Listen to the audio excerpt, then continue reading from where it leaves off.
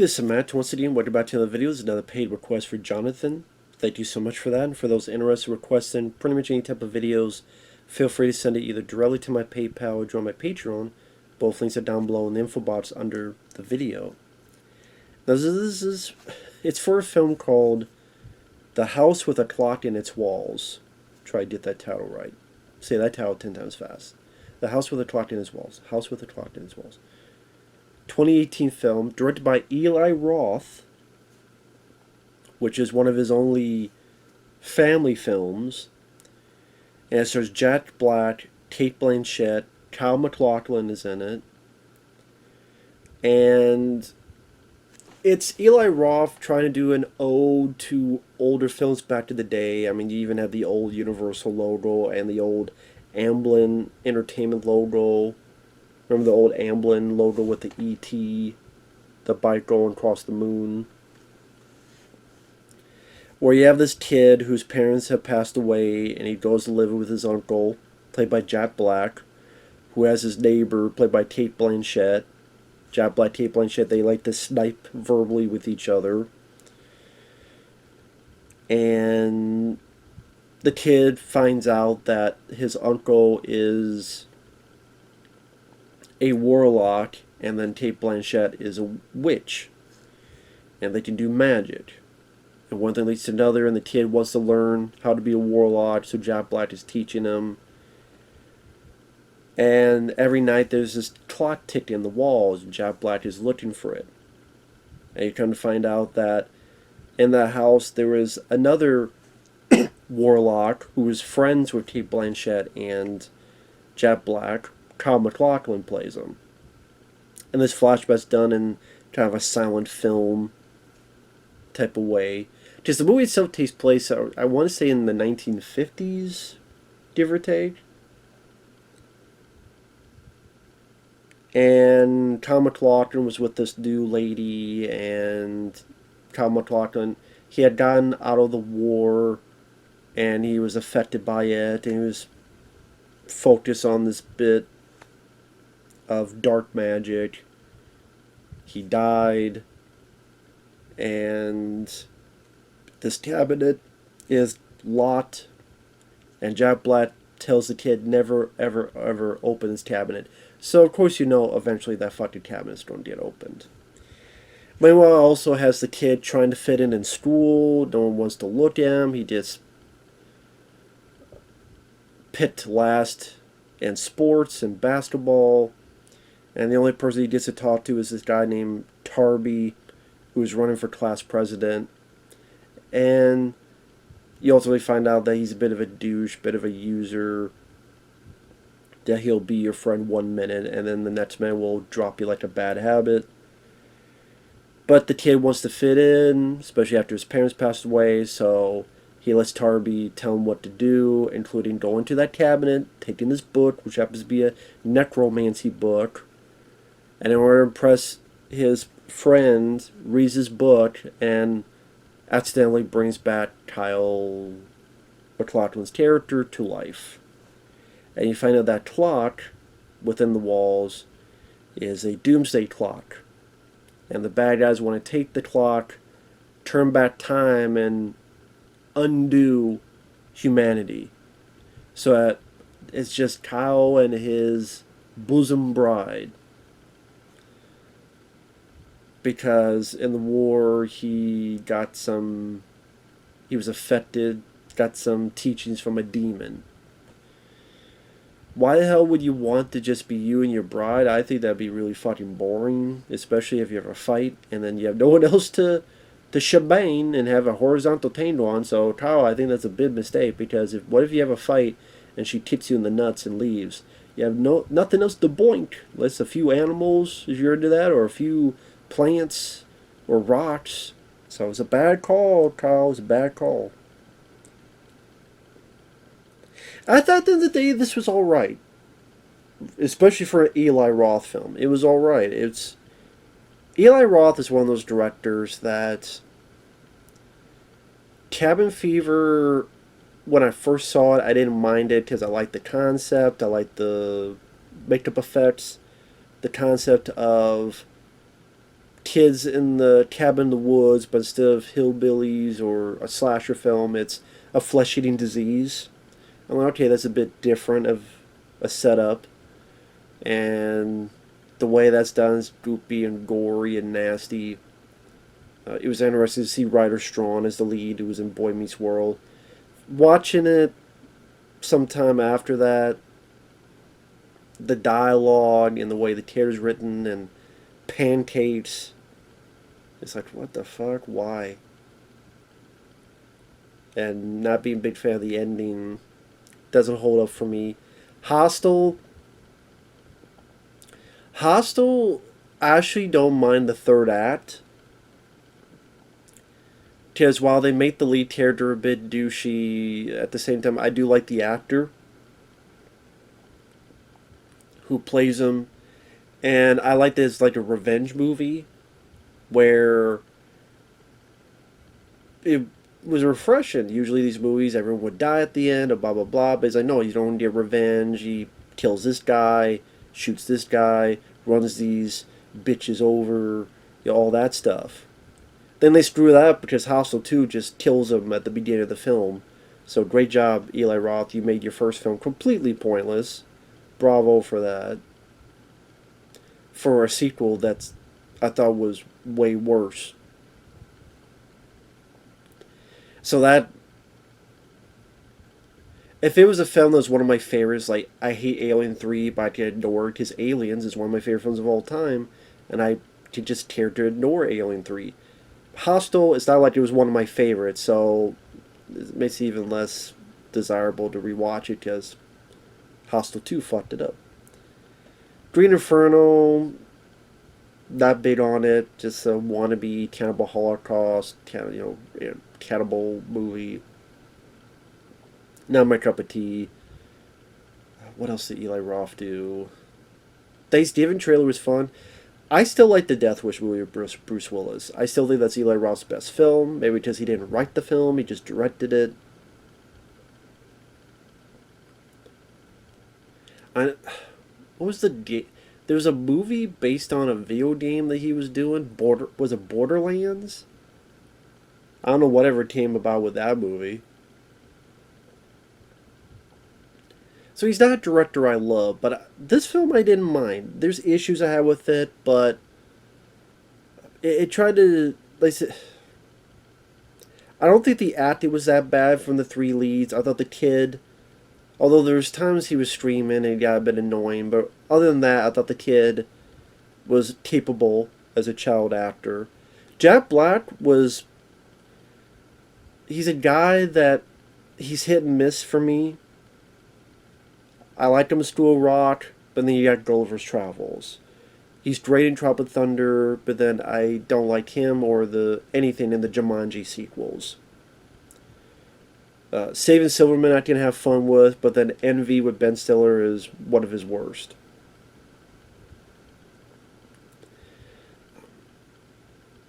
Goosebumps I was not a fan of, but this one I thought was better actually. I thought Jack Black, I liked his mannerism and the way he talked more here.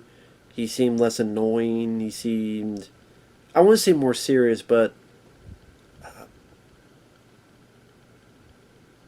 the cadence in his voice wasn't typical Jack Black, which was nice.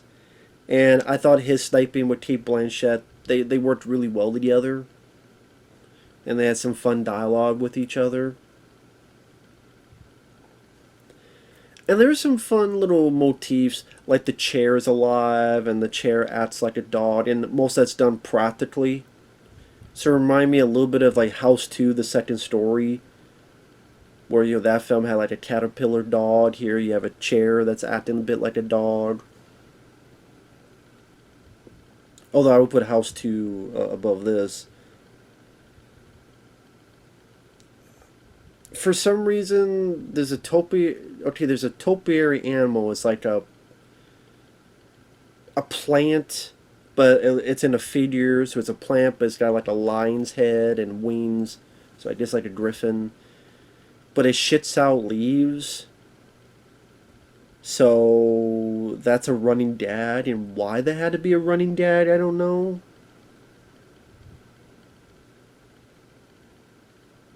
Like, why did there have to be a dad? I don't know. I mean, the fucking movie ends with the chair holding a sign at the end, and a bunch of leaves hit it with,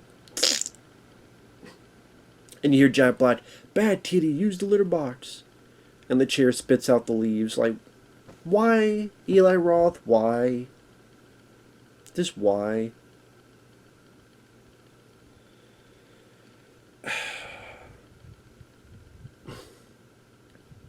So yeah, that's definitely one of my negatives on the film.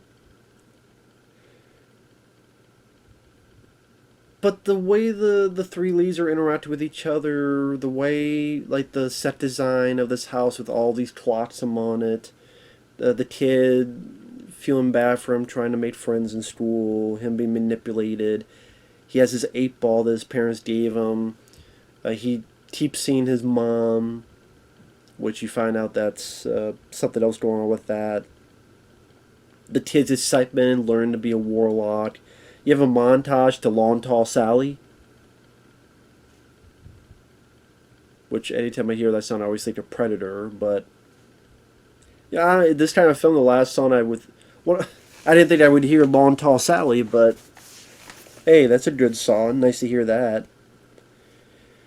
And there are moments that made me smirk or chuckle. Like he's trying to do a spell to raise something, and Cate Blanchett's helping, but then Jack Black in the background is being risen up, and the kid and her trying to fix it, and the chair leaves, and the chair comes back with a old school camera to take a picture. It's like a 1950s version of a selfie. I thought that was kind of funny.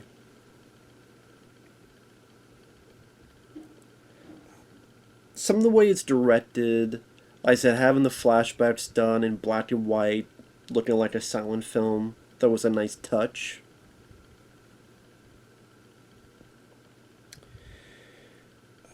When you get into the second half, the third act, and it's getting more into the plot of the villain, I would say it became a little bit less interesting, which was that is the thing. Like when it's not about the villain, it's a bit more interesting of a movie. Just Kyle MacLachlan. I mean, I like the actor. He was great in The Hidden. When he comes back, he's in this old age makeup. Almost looking a bit like Dan Aykroyd from Nothing But Trouble. And Colin Camp, who was in Dire with a Vengeance. What was the film I reviewed recently with her in it? God, I can't remember. Oh, 52577, the one about the first Star Wars fan. She was in that as well as the mom. Nice to see her in there. But, number one, I don't know why in the third act, Eli Roth decides to use CGI. Because if you see him in interviews, he's always a guy that loves the past and loves the movies of the past. He's always talked about that. So you think he'd be a guy that just would not be using CGI in these instances. So, like, there's some really creepy looking dolls, but then sometimes there's CGI additions to it. Or there's these pumpkins that come alive. But a lot of that is CGI work. Like, if that was done practically with animatronic pumpkins, I think that could have been a more fun, enticing scene.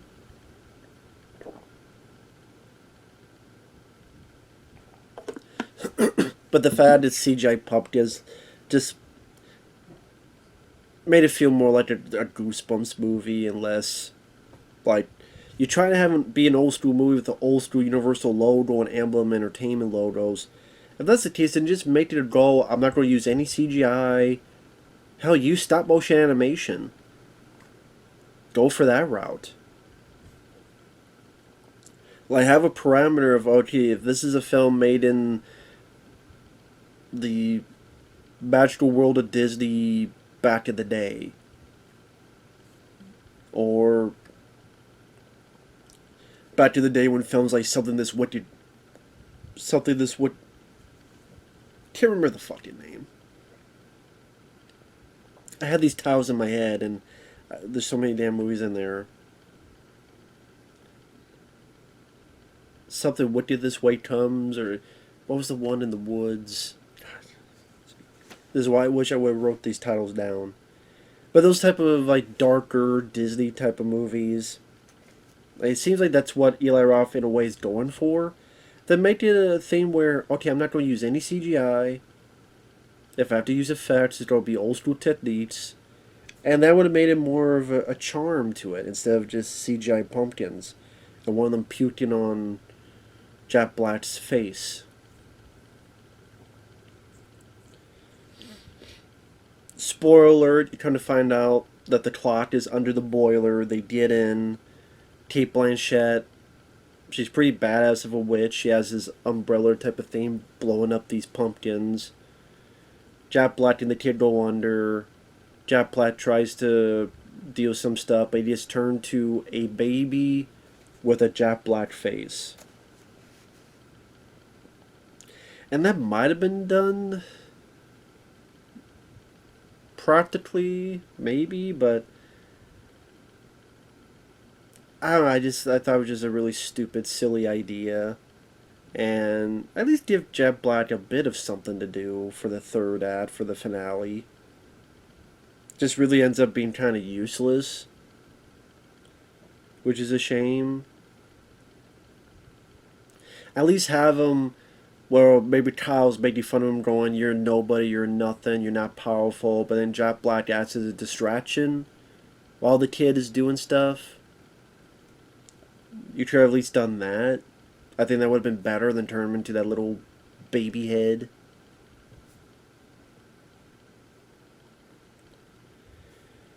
Oh yeah, you also find out that Kyle's lady friend was pretend to be the kid's mom to get him to do what they wanted him to do. Ultimately, under the boiler, there's all these gears. The Doomsday Clock's ready to go. He drops the 8-ball, fucks up the whole thing, and the kid's able to get this little bit of Hoyukin to fuck up Kyle and the girl, and they fall to their deaths. And that's what I mean, like, the villain just seemed like, is it the least interesting part of this? And the addition of CGI shots, and it just felt like the first half of the film, where it's this kid, a little bit of a slow burn of him realizing what this house is, and what his uncle is doing, and the neighbor, and again, the way they interact with each other, and become a little bit of a family, and the kids learn a bit of stuff to do a little bit of magic at school. That just felt like the more, I won't say refreshing, but more intriguing aspect of the story. And Kyle MacLachlan as a villain, it didn't really do anything to impress me.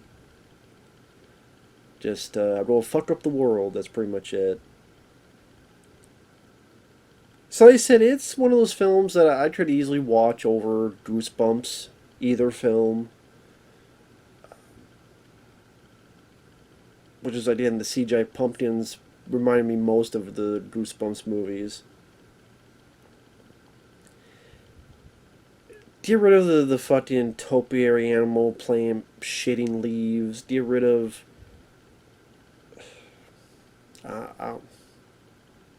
I guess for them, they think there has to be some kind of villain, but I don't know, maybe make it a bit more interesting, or really did try to get creative and practicality. Well, some of the dolls that try to attack them, some of that's done for real and has a little bit of creepy tourist trap type of vibe to it. But I don't know. I've seen much worse. I thought it was a decent time waster. Like I said, I thought Jack Black was definitely more tolerable here compared to some movies like Gulliver's Travels or the Jumanji sequels. Like I said, this one just had a better feel vibe to it for me than the Goosebumps movies. And overall, didn't think it was that bad of a film. Like I said, I have issues with it, but for Eli Roth, I do think it's one of his better movies, to be fair. And yeah, maybe if you're more into films like Harry Potter and stuff of that nature, this would be worth a watch. Like I said, I've seen much worse movies from Eli Roth, so this is I would call a win for Eli. But with that said, thanks for watching. Take care. We'll see you later. Bye bye.